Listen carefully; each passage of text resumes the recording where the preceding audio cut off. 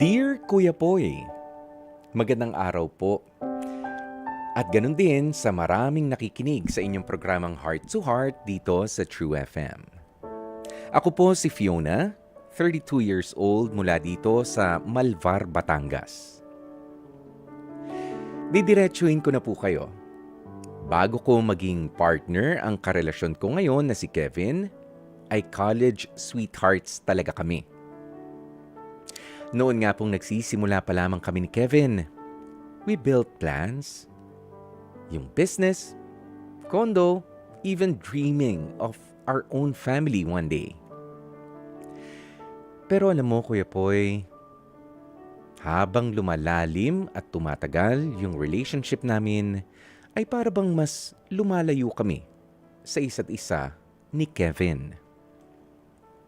Sabi nga nila, same house, different worlds. Ayoko siyang mawala, sa totoo lang. I wanted us to go back to when laughter came easy.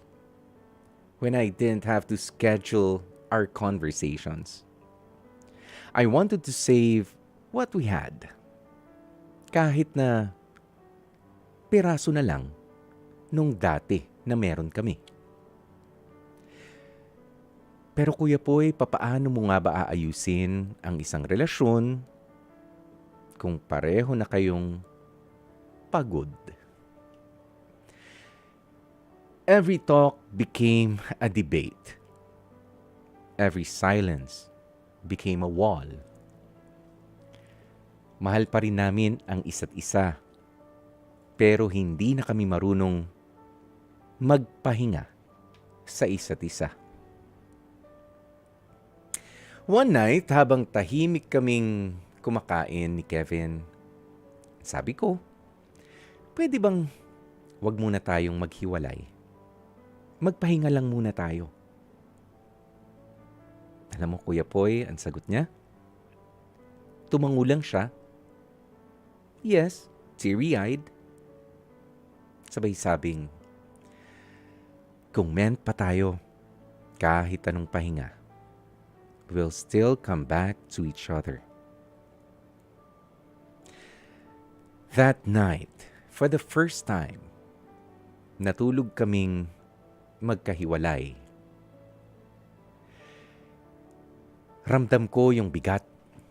Ramdam na ramdam ko yung pagod. Ramdam ko rin yung pader na namamagitan sa aming dalawa. Is this the end for us, Kuya Poy?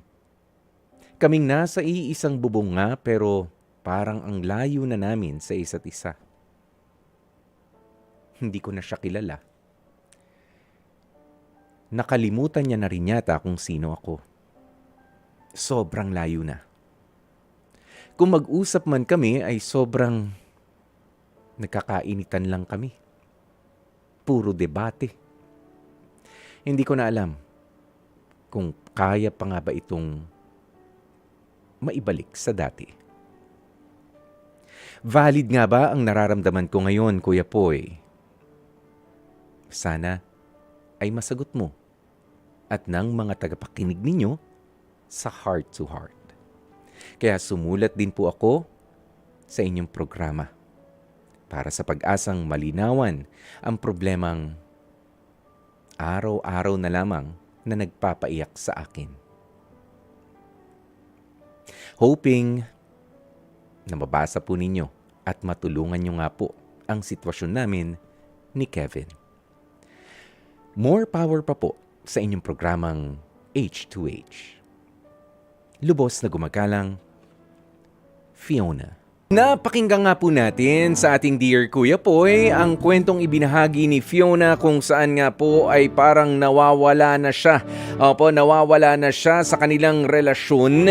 Oho, nasan na ba talaga kami? Ang sabi ni Fiona, mahal pa namin, Kuya Poy, ang isa't isa. Nga lang, sa bawat mga pag-uusap namin ay lagi na lang nauuwi sa mga debate at pagtatalo.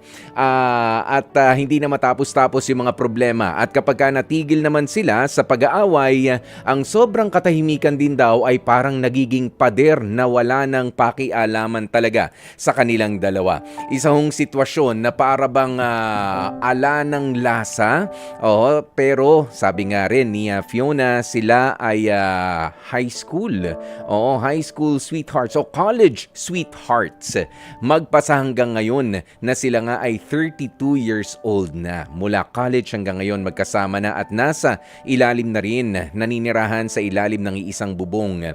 Unti-unti na rin daw po nilang mga inaabot ang kanilang mga plano noon. Nga lang, somewhere along the way ay eto, parang hindi na nila kilala ang isa't isa. Okay. Alam mo, Fiona, doon sa katanungan mo, tapos na ba ang relationship namin ni Kevin? Alam mo, kailangan muna nating tanggapin na lahat ng mga relationships over time ay nagbabago talaga yan. Some for the better and some for the worse. At nandun kayo sa huli kong sinabi. Okay? Is it over? Tapos na nga ba? I don't know. That's my honest answer, Fiona. Pero pwede kitang matulungan kung papaano mo nga malaman sa ilang mga paraan. I-simplify natin. Madalas na kayong magtalo, madalas na ang mga debate, ang pataasan ng boses sa simpleng pinag-uusapan.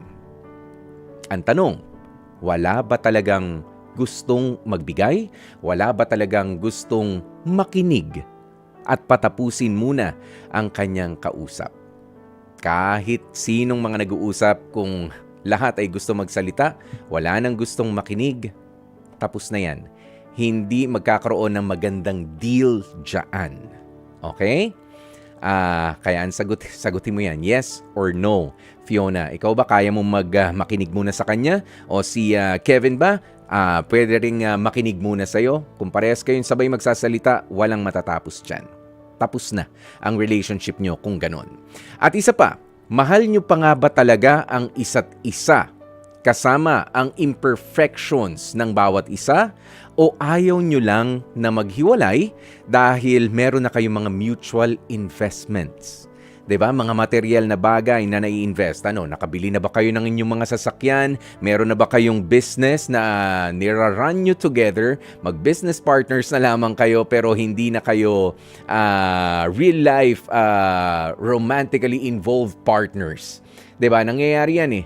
'Di ba? Ganoon 'yun eh. Kumbaga, nanghihinayang kayo, sige, tuloy na lang natin 'to, pilit na lang natin. Pero kapag ka ganoon ang sagot, mahal mo pa ba talaga siya kahit na kilala mo siya na hindi naman talaga perpektong tao? O minamahal mo siyang pilit dahil nakapag-invest na ako rito eh.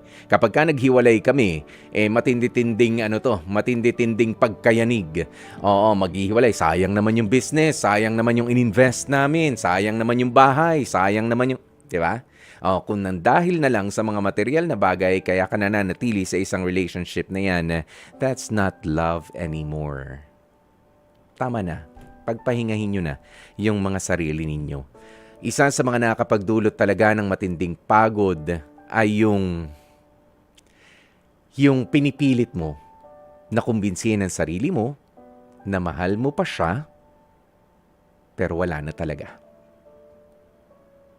At dyan na nga po natin tatapusin ang ating Dear Kuya Poy, mga kapatid, dito tayo sa totoo. Dito na tayo sa True FM. Mag-subscribe at mag-follow na sa social media accounts at True Network PH sa FB, Instagram, X na dating Twitter, YouTube, TikTok, and podcasts.